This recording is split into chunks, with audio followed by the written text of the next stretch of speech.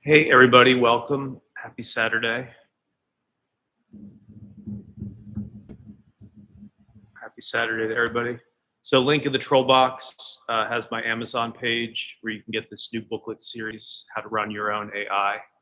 And that talks about what we've been showing off on here and over on our TikTok channel. Everybody get the numbers up.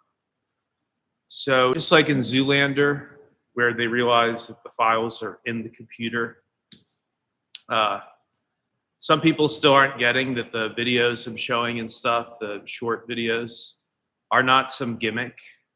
This is not, something I'm doing just for views. We actually have completely offline AIs that are at the same level, pretty much, as cloud-connected GPT or Google Gemini, and we've shown this in the videos. And people have left here. People have left the lab and they just mutter to themselves, supposedly smart people in computer science and in the investing world. And after they interact with one of our AIs, they just go, "Well, I guess it's over for humans. I guess it's over." No, they don't say that. But people are totally blown away, absolutely blown away. And again, I can't stress this enough. When I'm showing off those AIs, all of the work is being done locally in the computer. When I say locally, I don't mean I'm some local man, like local Florida man. We use the word local to mean your request is not going out to the cloud. It's not going out to some data center with a bunch of high-end GPUs. It's all happening right there on the computer you own, which changes everything. The fact that you can now ship intelligence as a 60 gigabyte or so zip file, 60 gig compressed file, now gets you kind of jack in the box creature, a creature that pops out on your hard drive and already has, right out of the gate, incredible analytical ability. At a minimum, like a therapist or an analyst or a mentor, right on your hard drive. And I'm not suggesting that you treat it as an actual therapist or an actual financial advisor or something. I just mean in terms of the level of response. You're not getting some text generator. You're getting something that's going to give you very deep responses, similar to GPT-5. And in fact, it's even called GPT because it's made by OpenAI. It's the local version of ChatGPT.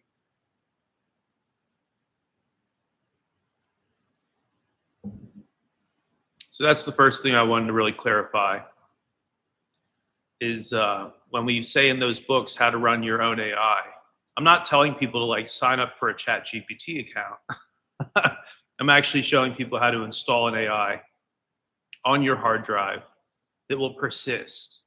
So no login, no remembering your password, no subscription fee every month that you have to pay.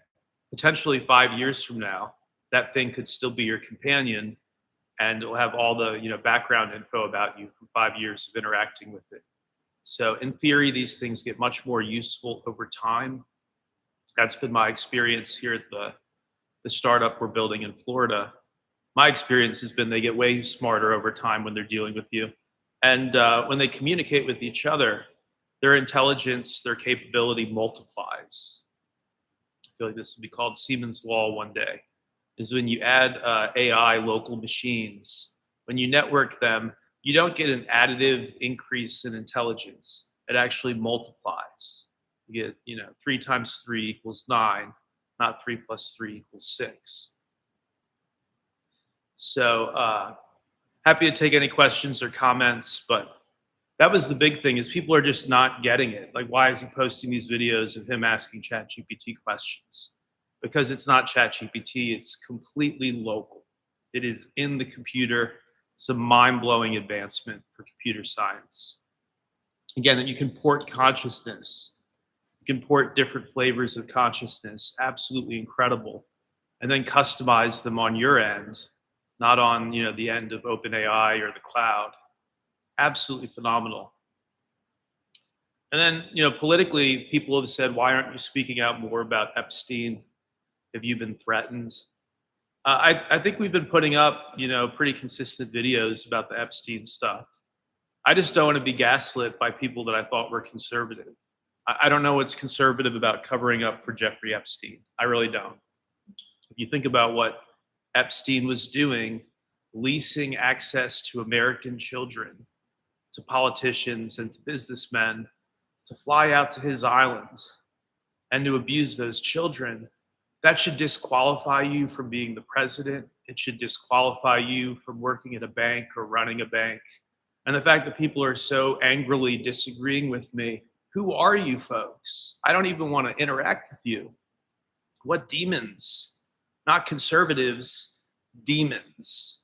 10 years of telling us about Jeffrey Epstein and the deep state. And then it turns out you do a 180 and anybody talking about it is wacky.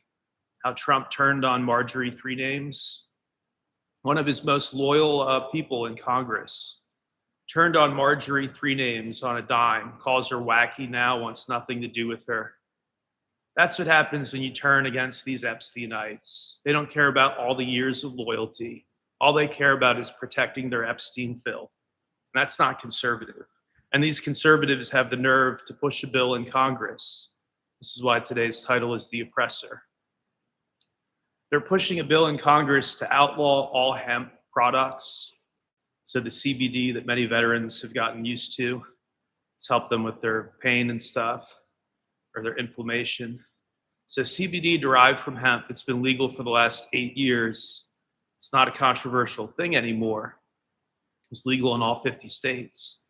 Not a super controversial thing, but now these MAGA conservatives want to restart the drug war.